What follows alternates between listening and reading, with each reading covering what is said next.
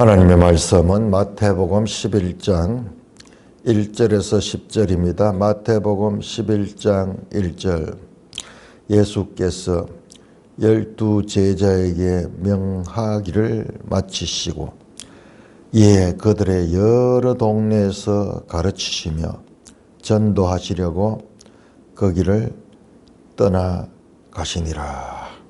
요한이 오면서 그리스도께서 하신 일을 듣고 제자들에게 보내어 예수께 여짜오되 오실 그이가 당신이오니까 우리가 다른 일을 기다리오리까. 예수께서 대답하여 이르시되 너희가 가서 듣고 보는 것을 요한에게 알리되 맹인이 보며 못 걷는 사람이 걸으며 나병 환자가 깨끗함을 받으며 못 듣는 자가 들으며 죽은 자가 살아나며 가난한 자에게 복음이 전파된다 하라. 누구든지 나로 말미암아 실족하지 아니하는 자는 복이 있도다 하시니라.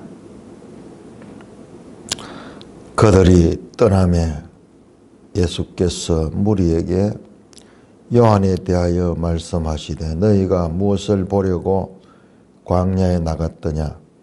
바람에 흔들리는 갈대냐? 그러면 너희가 무엇을 보려고 나갔더냐? 부드러운 옷 입은 사람이냐? 부드러운 옷을 입은 사람들은 왕궁에 있느니라. 그러면 너희가 어찌하여 나갔더냐? 선지자를 보기 위함이었더냐? 옳다 내가 너희에게 이르노니 선지자보다 더 나은 자니라. 기록된 바 보라 내가 내 사자를 내 앞에 보내노니 그가 내 길을 내 앞에 준비하리라 하신 것이 이 사람에 대한 말씀이니라. 오 아버지 하나님 은혜를 감사합니다. 이 아침에 주시는 이 말씀을 통하여 하나님이 누구신지 우리 인생들이 어떠한 은혜를 입고 어떻게 살아야 될 것인지 깨닫게 하여 주시옵소서. 예수님 이름으로 감사하며 기도드리옵나이다. 아멘. 자, 이제 10장 5절부터 42절까지 예수님의 제자들을 파송하시면서 하는 설교입니다. 너희가 전도할 적에 어떻게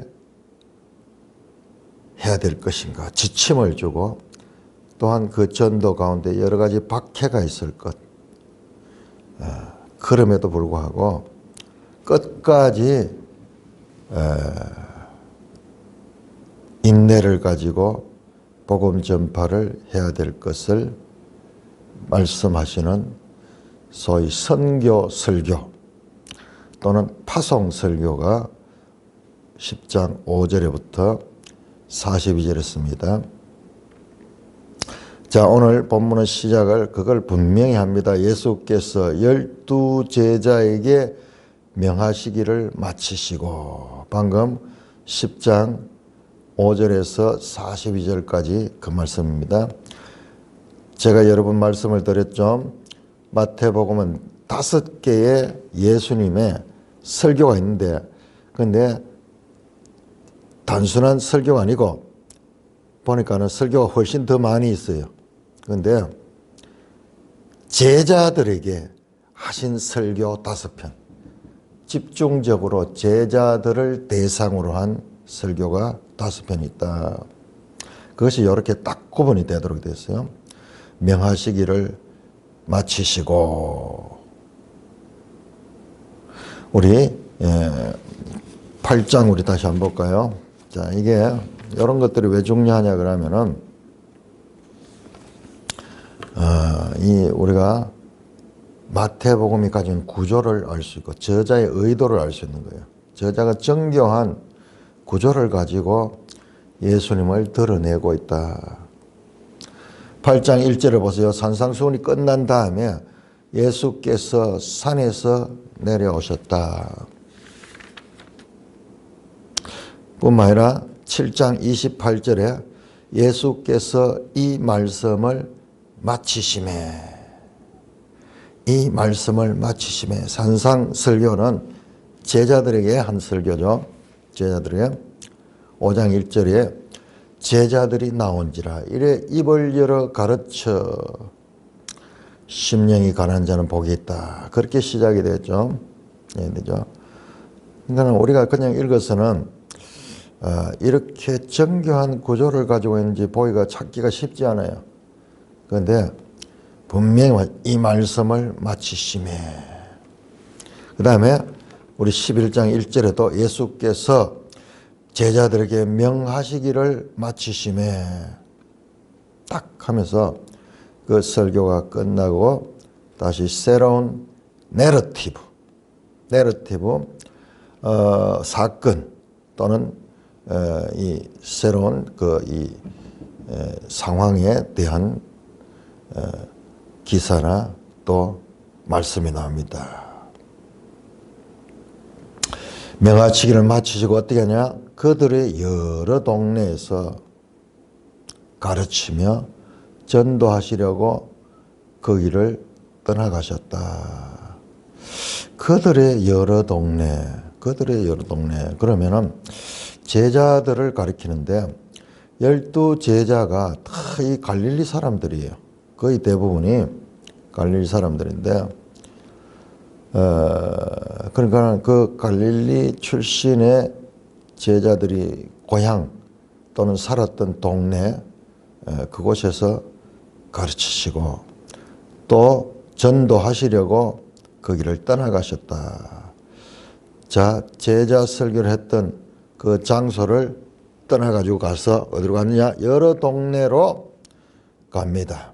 여러 동네. 이 갈릴리, 가버나움, 그 다음에 벳세다, 그 다음에 또 이 고라신, 여러 그 갈릴리 지역, 특별히 이 갈릴리 호수 근처에 있는 동네들을 다니시면서 기적을 행하시고 또 전도를 하십니다. 전도를 하시려고 거기를 떠나가시느라. 그러면서 이때에 제자들은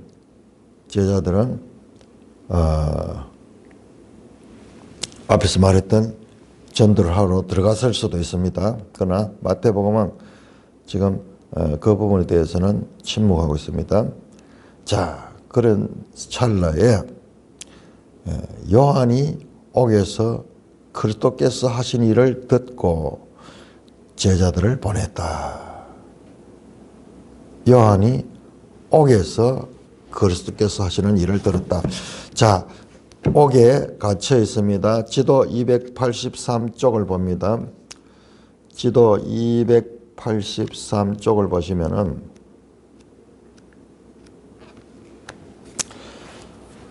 세례 요한이 지금 옥에 갇혀 있는데 그게 보라색 땅이 헤롯 안티파스가 통치하는 땅이에요. 이 세례 요한은 헤롯 안티파스에 대하여 이 바른 말을 하고 그렇게 하다가 미움을 받아가지고 감옥에 갇혀 있습니다. 그러니까는 그 페레아 지역 이쪽 아래쪽 사해 쪽에 있는 그 보라색 땅이 그 가운데 아래쪽에 보면 사해 동편에 마케루스 가는 도시가 나오죠. 마케루스. 여기가 세례 요한이 잡혀 있던 감옥입니다. 이거 어떻게 아느냐? 성경에 안 나오죠? 요세푸스의 기록이 나오죠. 요세푸스의 고대사, 유대 고대사에 보면은 이런 부분이 요세푸스는 이 당시의 사람, 이 세대의 사람이었어요. 그래서 이제 우리는 성경 이외의 증거를 통해서도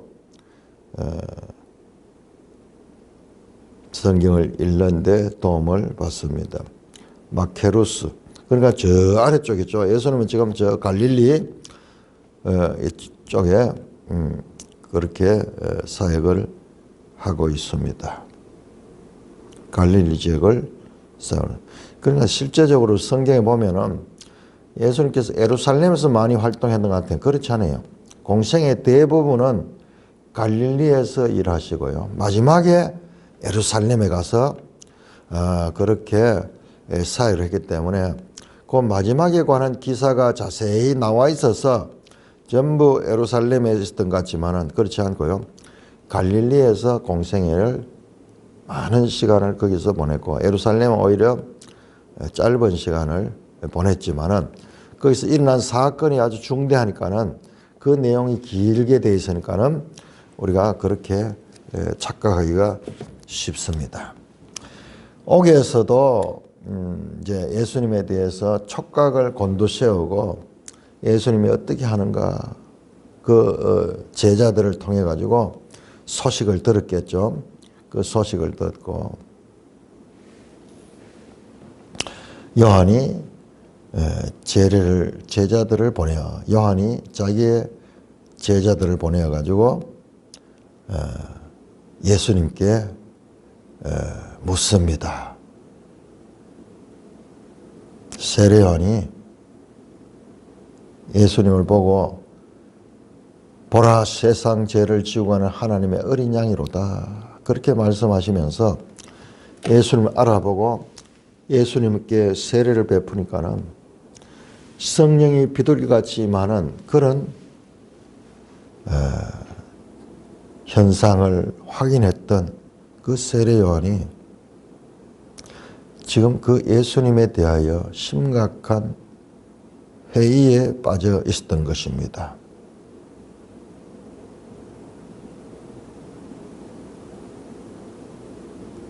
오실 그이가 당신입니까? 우리가 다른 일을 기다려올까? 당신이 과연 성경에서 말씀하시던 그 메시아 맞습니까? 자기는 그분이라고 알고 세례를 베풀었음에도 불구하고 지금 보니까는 자기가 생각할 때 그 메시아가 왔으면은 자기가 이렇게 감옥에 갇혀가지고 1년 이상을 감옥에 갇혀 있고 그리고 세상이 뭔가 강력한 파워를 가지고 세상을 변화시킬 줄 알았는데 그런 일들이 보이지 않는 거예요. 세례 요한은 예수님에 대하여 어떤 기대를 가졌느냐? 세례 요한뿐만 아니라 예수님의 제자들도 마찬가지였어요. 사도행전 1장 6절에 보면은 이스라엘 나라를 회복하심이 이때입니까?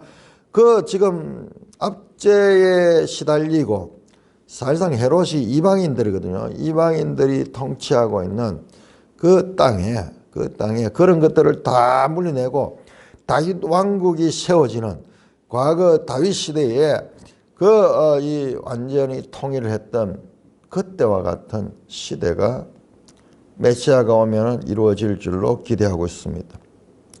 사도들도 그렇게 했죠. 그렇게 했죠.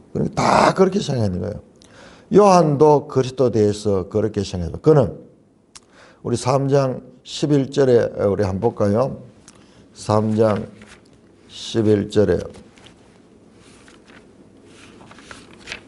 3장 11절에서 내 뒤에 오시는 이는 나보다 능력이 많으시니 요 부분을 제가 설명할 때 이것은 더 강하신 분이다.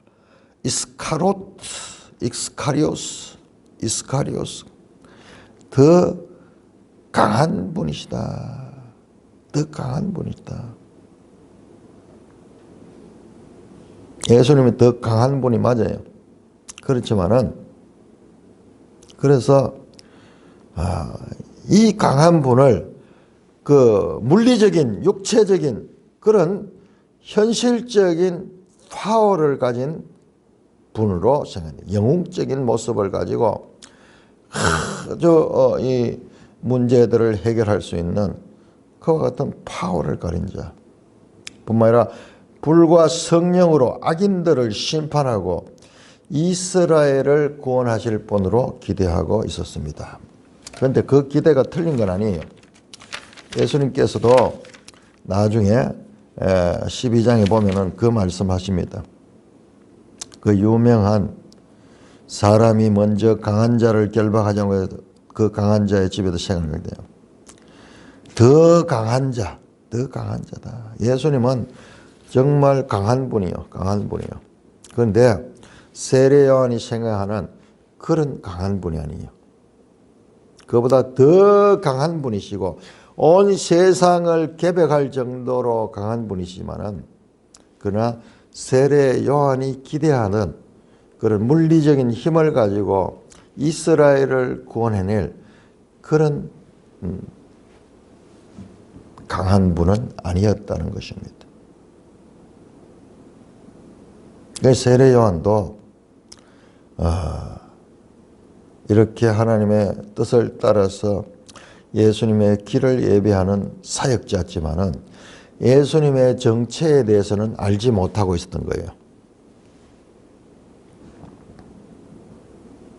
그때 예수님께서 그 요한의 제자들 의심하는 요한의 질문을 가지고 와서 요한에게 이제 돌아가서 예수님의 답변을 전해줄 그 제자에게 이르시되 너희가 가서 세례 요한에 가서 듣고 보는 것을 요한에게 알리라. 듣고 보는 것 뭐냐? 5절입니다. 맹인이 보며 못 걷는 사람이 걸으며 나병 환자가 깨끗함을 받으며 못 듣는 자가 들으며 죽은 자가 살아나며 가난한 자에게 복음이 전파된다 하라.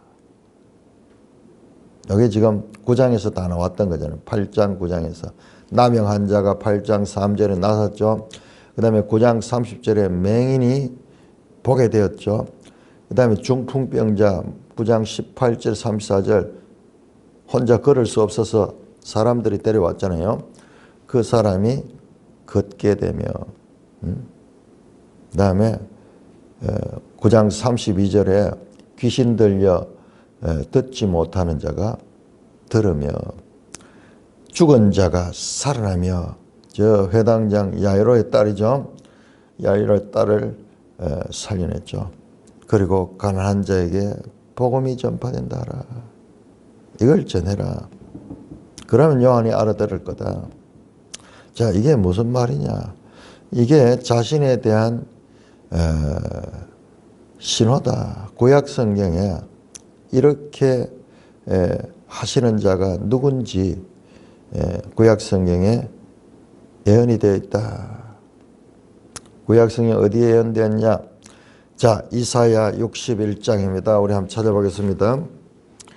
이사야 61장인데 이거 주의해서 봐야 됩니다.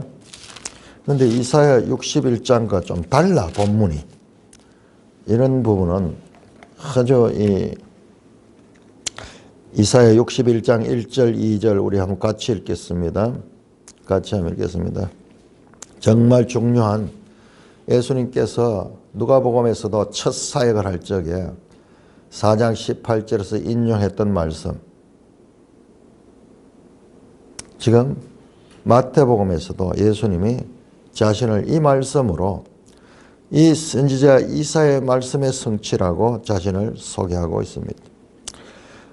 자, 61장 1절 2절 같이 읽습니다. 시작.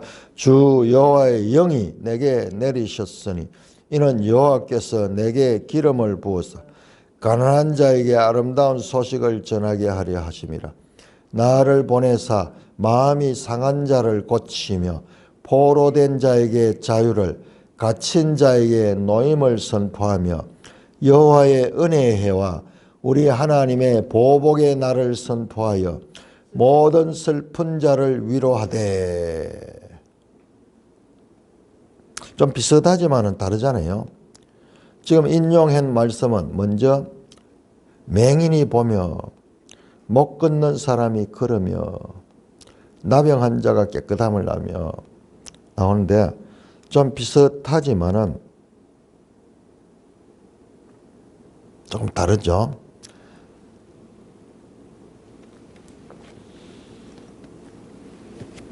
자, 이 말씀은요, 이 말씀은 참 신비롭게도 70인역, 70인역이에요. 70인역에서 이렇게 돼 있어요. 70인역이 같은 본문인데 우리 개역 성경은 70인역을 가지고 참조는 했겠지만은 번역하지 않고 히브리 성경을 번역한 그 번역에 또 번역 뭐 2중 3중 됐어요. 중국의 번역도 참조하고 뭐 이러면서 히브리 원문보다는 또 몇 번 번역을 거치면서 참조가 됐겠죠. 참조됐는데 놀랍게도 70인역, 제가 늘 이야기하는 70인역도 영감받은 거다. 70인역은 2세기에 3세기 BC 2세기 내지 3세기에 그 프톨레마이오스 왕조, 저 애굽 쪽에 있던 프톨레마이오스 왕조의 프톨레미 왕이 그 이스라엘의 랍비 70여 명을 불러가지고 이 구약 성경을 번역하게 했잖아요. 번역했는데 그 번역 70인 번역에는 제일 먼저 나오는 것이 이제 요 맹인이 보며 못 걷는 사람이 걸으며 요게 나와요. 여기는 70인역에서. 그래서 이게 70인역을 인용했다는 것을 알 수 있어요. 그러나 우리가 70인역은 번역이기 때문에 좀 권위가 약하지 않는가, 원문보다도. 아니에요. 우리가 지금 성경 순서는 70인역 순서를 거의 따르고 있거든요. 따르고 있고 히브리 선서하고 히브리 성경 순서하고 좀 다르거든요. 그래서 두 가지 다 영감받았다는 걸 자꾸 이야기하는 게 바로 그런 거예요. 이런 데서도 예수님께서도 70인역을 통해서 자기 자신을 소개하고 있다고 하는 것입니다. 자, 이사야 61장은요, 거기에 보면 2절에 여호와의 은혜의 해를 선포한다. 은혜의 해가 뭐냐? 그러면은 이 은혜의 해, 이게 바로 희년이에요, 희년. 50년마다 한 번씩 돌아오는 희년이죠, 희년.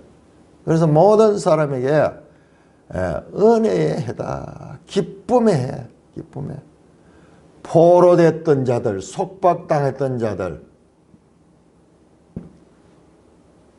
속박당했던 자들, 그리고 종으로 팔려간 자들, 눌린 자들, 압제 아래에 있는 자들, 여기에서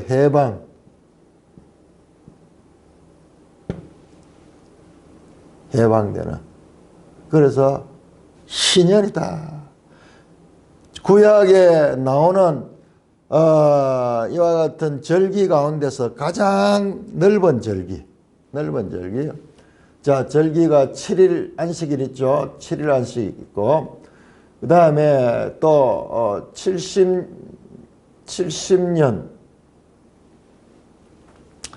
7일 안식일이 있고, 그 다음에 매년 돌아오는 그런 절기,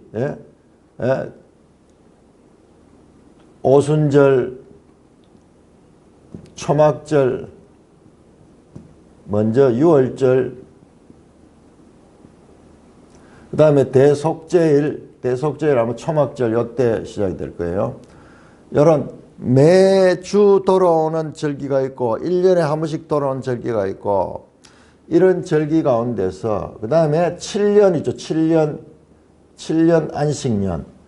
근데 이 7년이 7번 되는 49년 다음에 오는 해, 79년 다음에 오는 50년 해, 새로운 해, 이 해가 희년이에요. 그런 희년은 어느 누구도 희년을 두 번 맞을 수 있는 사람 없을 거예요.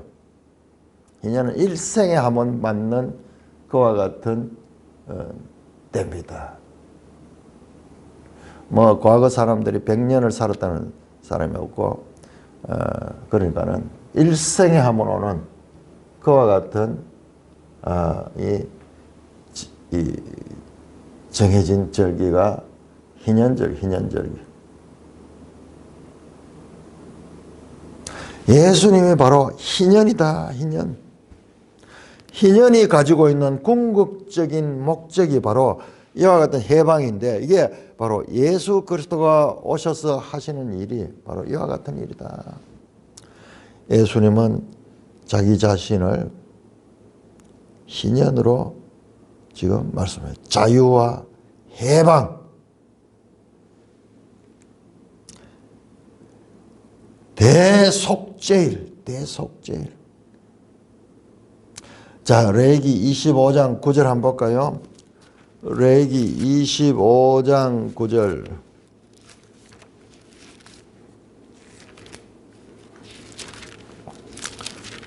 레위기 25장 9절. 이거 보세요. 희년이 또 대속죄일하고 연결되는 거 보세요. 8절부터 봐야 되네. 25장, 레위기 25장 8절. 너는 7 안식년을 계수할지니 이는 7년이 7번인 즉 안식년 7번 동안 곧 49년이라. 그 49년 되는 7째 달 열흘날, 매년 7째 날 열흘날이 이게 또 속죄일이거든요. 7월 10일 속죄일이니 너는 뿔나파리를 소리를 내되 전국에서 뿔나파를 크게 불지며 너희는 50년째 해를 거룩하게 하여 그 땅에 있는 모든 주민을 위하여 자유를 공포하라. 이 해는 너희에게 희년이니 너희는 각각 자기의 소유지로 돌아가며 각각 자기의 가족에게로 돌아갈지며 그 50년째 해는 너희의 희년이니 12절도 이는 희년이니 거룩함이라. 13절 이 희년에는 너희가 각각 자기 소유지로 돌아가라.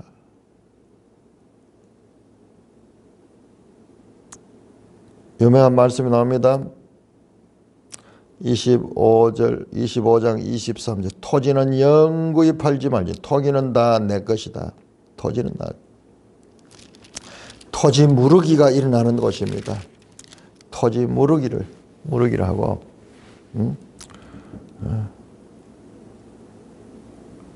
25장 전체가 희년에 관한 말씀. 희년. 중요한 말씀.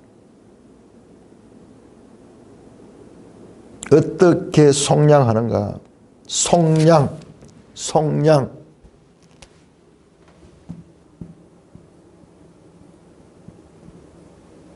해방되고 속량되는 그와 같은 해, 은혜해가 바로 예수 그리스도가 이 희년의 궁극적인 목적이다. 인자는 안식일의 주인이다. 그 말씀 마찬가지로 인자는 희년의 주인이다. 궁극적으로 모든 절기가 가리키는 것이 바로 예수님을 가리키는 것이다. 지금 그 말씀을 간접적으로 하시고 있는 거예요. 요한은 성경을 알기 때문에 이 말씀을 들으면은 내가 바로 그 메시아 기름 부음을 받은 자고 바로 그 희년을 성취하는 이사야 말씀의 성취자로 자신을 소개합니다. 그러나 2절에 보면은 61장 2절에 아름다운 소식 전하고 갇힌 자의 노임을 선포하며 여호와의 은혜와 우리 하나님 보복의 날을 선포하며 모든 슬픔의 날을 위로한다. 이때가 바로 보복의 날이에요. 보복의 날. 복수하는 때라. 원수들을, 자, 이스라엘은 해방시키고 이스라엘 압제하던 자들은 복수하는 때, 복수입니다. 복수. 악인들을 심판하는 나라. 그런데 우리가 이 말씀에서는 강격이 나오지 않는데 이 해방과 심판이 동시에 일어나는 것 같은데, 그런데 예수님은 이 해방과 속량이 있고 이 심판은 연기시킵니다. 연기. 심판은 마지막 최후의 심판 때로 연기시키고 있어요. 그러나 구약은 희미하니까는 그냥 이 모든 것이 동시에 일어나는 줄 그렇게 오해할 수가 있는 거예요. 그 세례 요한이 오해했는 것은 그러면은 복수를 왜 안 하는가? 복수하여 나같이 감옥에 갇힌 자를 해방시키고 구출하고 구원하고, 그리고 저 헤롯 압제하는 자는 불로 심판해야 될 텐데 왜 거기죠? 그런 메시아가 아닌 게 아닌가? 그렇게 생각을 했습니다. 하나님 나라는, 그 희년은 예수 그리스도와 함께 이미 시작됐지만은, 그러나 그 복수의 때는 아직 아니야. 이게 우리 구약으로서는 명확하게 알 수 없던 것을 이제 신약을 통해서 보는 거죠. 사탄의 세력이 물러가고 죽음의 정상이 사라지는 일들이 바로 나병 환자가 깨끗함을 낳고 눈머니가 보고 걷지 못하니까 걸으며 죽으니까 살아나는, 이게 바로 사탄의 나라가 무너지고 죄로 인한 죽음의 정상이 사라지는 때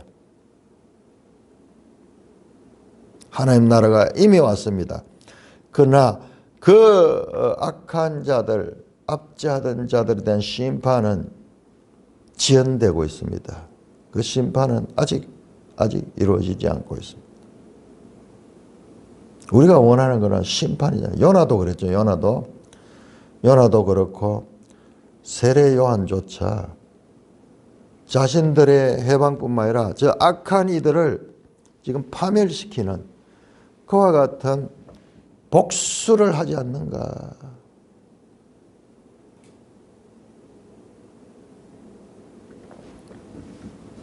칠십인역 제가 한번 읽어볼까요? 70인역 61장은 주님께서 내게 기름을 부어서, 그렇게 시작이 되면서 맹인이 보며 이렇게 시작이 돼요.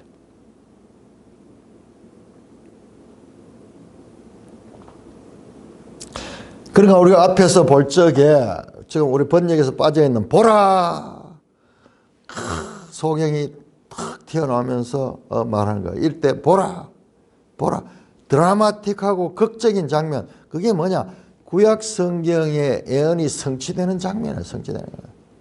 놀랍잖아요. 보라.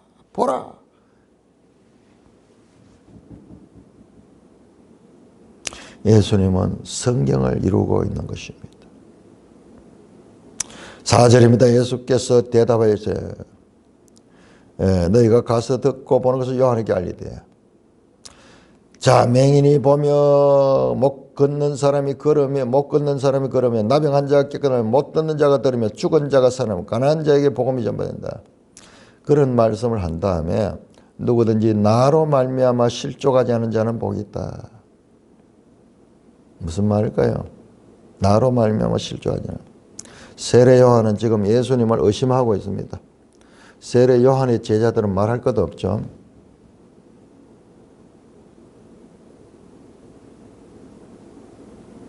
이사야의 말씀의 성취자로 자신을 소개하신 다음에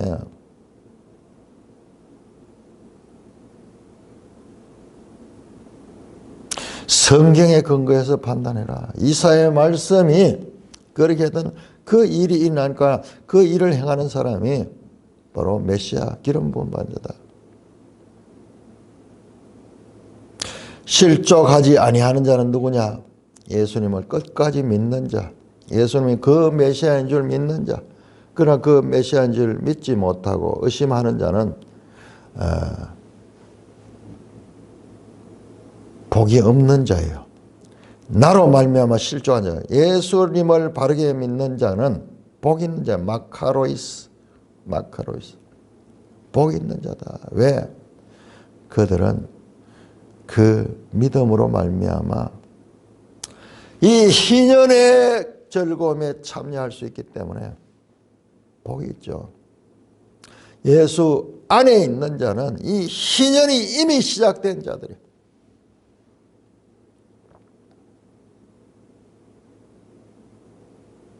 자, 그러니까 우리가 요한의 한계를 보게 됩니다. 세례 요한의 한계를 보게 됩니다. 세례 요한 이야기는 이어지는 내용에서도 계속 나오기 때문에 우리가 한번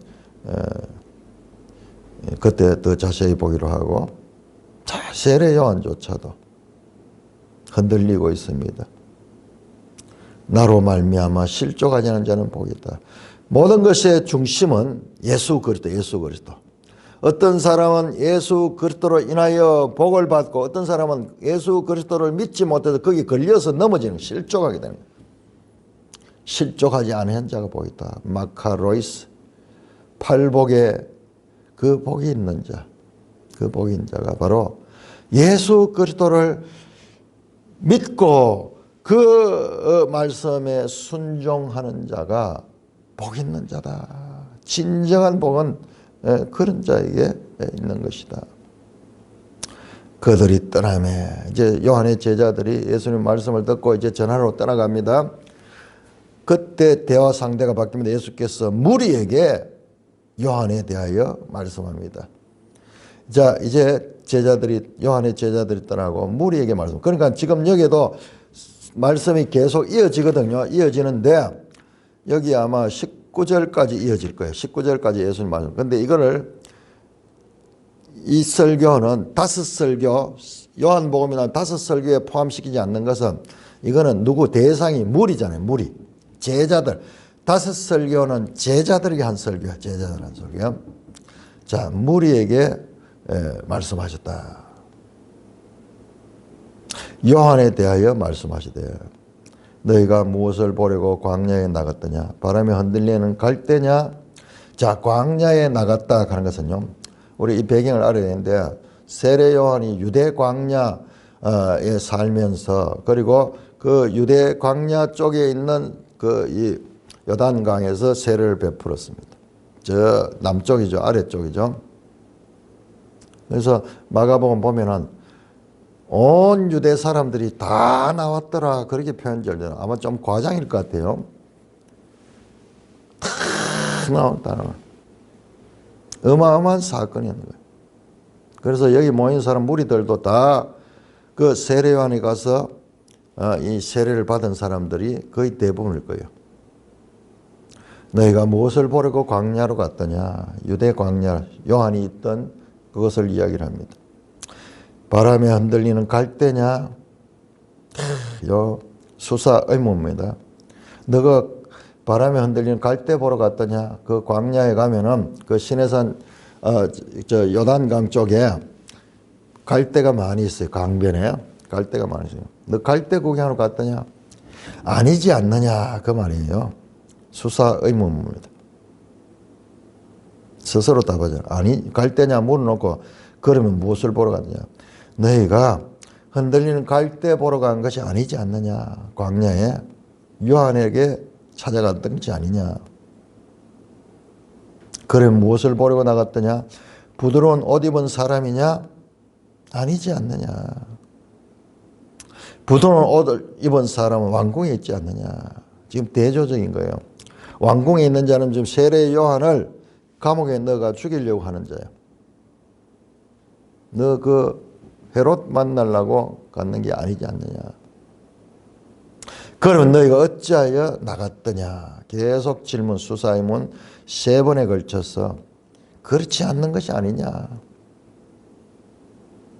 선지자를 보기 위함이냐? 그렇다, 옳다, 내가 너희에게. 바로 3번에 걸쳐서 수사 의문을 통해 가지고 이제 본론을 말씀합니다. 그렇다. 선지자를 보기 위함이었더냐? 옳다. 그렇다. 내가 너희에게 선지자보다 더 나오냐? 그렇다. 너희가 세례 요한을 보러 간 것은 그 선지자를 보러 간 것이다. 그런데 그 세례 요한은 누구냐 하면 선지자보다 더 나은 자다. 여기 중요합니다. 더 나은 자.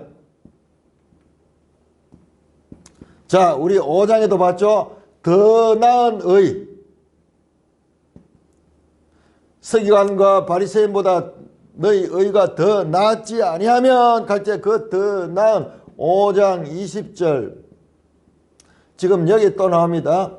세례 요한을 가지고 그는 선지자보다 더 나은 자다. 선지자보다 더 나은 자다.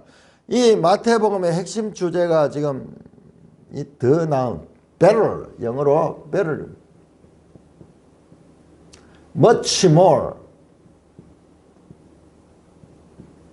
더 나은 것, 더 나은 것. 지금 예수님이 온 이 시대는 그 에덴약 시대보다 더 나은 시대다. 더 나은 시대다. 여러분, 우리가 너무 당연한 이야기 같지만요. 한번 생각해 보세요. 구약과 신약이 처음 시작되는 이 책에서 지금 이 선포가 나오는 거예요. 이 선포.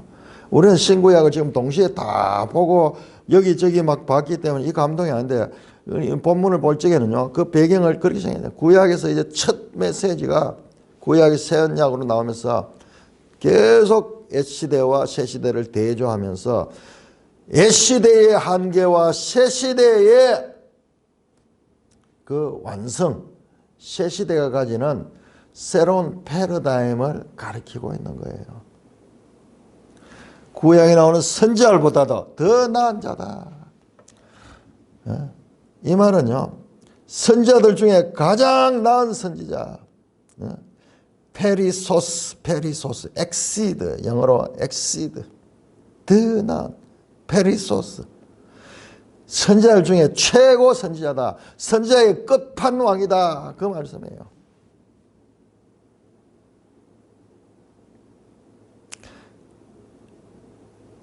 그런데 그 선지자의 최고 나은 자지만은 그러나 그가 누구냐? 기록된 바 말라기 3장을 또는 말라기 4장 5절 내가 내 사자를 너 앞에 보내니 그가 내 길을 내 앞에 준비하리라 하신 것이 이 사람의 말라기 말씀이 바로 마지막에 엘리야를 보낸다 한 그 말씀이 바로 세례 요한이다. 세례 요한은 선지자 가운데서 가장 탁월한 선지자고 선지자들의 끝판왕임에도 불구하고 그는 나의 길을 예배하는 자다. 다른 말로 하면요, 그 세례 요한은 구약의 마지막 선지자고 예수님은 새로운 시대, 신약 시대의 성취자로 오신 분이다. 최고의 선지자, 선지자보다 더 나은 세례 요한은 바로 나의 길을 예비하라고 했던 그 말라기 예언을 이루는 그와 같은 자가 세례 요한이다. 그렇게 말씀합니다. 당시의 모든 사람들은 세례 요한이 베푸는 침례를 받으러 광야에 나간 사건이 전제됩니다. 요한은 선지자 중에 선지자인 것은 구약에서 메시아가 오기 전에 먼저 그 길을 예비할 예언된 선지자이기 때문에 그렇습니다. 뿐만 아니라 실제적으로 마지막 선지자예요. 선지자의 마지막이에요. 그는 위대한 선지자입니다. 다른 선지자들은 다 장차 올 메시아를 멀리서 예언만 했지만은 그러나 세례 요한은 당대에 함께 메시아와 함께한 선지자를 보면 그에게 세례를 베푼 그런 선지자예요. 그러니까 최고의 선지자예요. 그렇지만은 그는 바로 예수님의 길을 예비하라고 준비한 그런 인물일 뿐이다. 예수님께서 이 요한의 정체에 대해서 말씀합니다. 요한은 부드러운 옷을 입은 평안한 사람이 아니다. 왕궁의 귀족들처럼 그렇게 평안하게 사역할 사람이 아니다. 둘째로 요한은 선지자다. 요한은 선지자 중에 가장 나은 선지자다. 부드러운 옷을 입은 그런 사람이 아니다. 평안하게 와서 왕궁에 있는 사람들처럼 잘 먹고 잘 마시고 그렇게 사는 게 아니고 거친 광야에서 그리고 약대 트롯과 거친 식사를 하면서 메시아를 예배하던 그가 세례 요한이 바로 선지자 중에 최고의 선지자가 맞다. 자, 이 말씀은 이어집니다. 이어지는 내용, 이 내용 우리가 다음 시간에 살펴보도록 하겠습니다. 찬송가 86장입니다.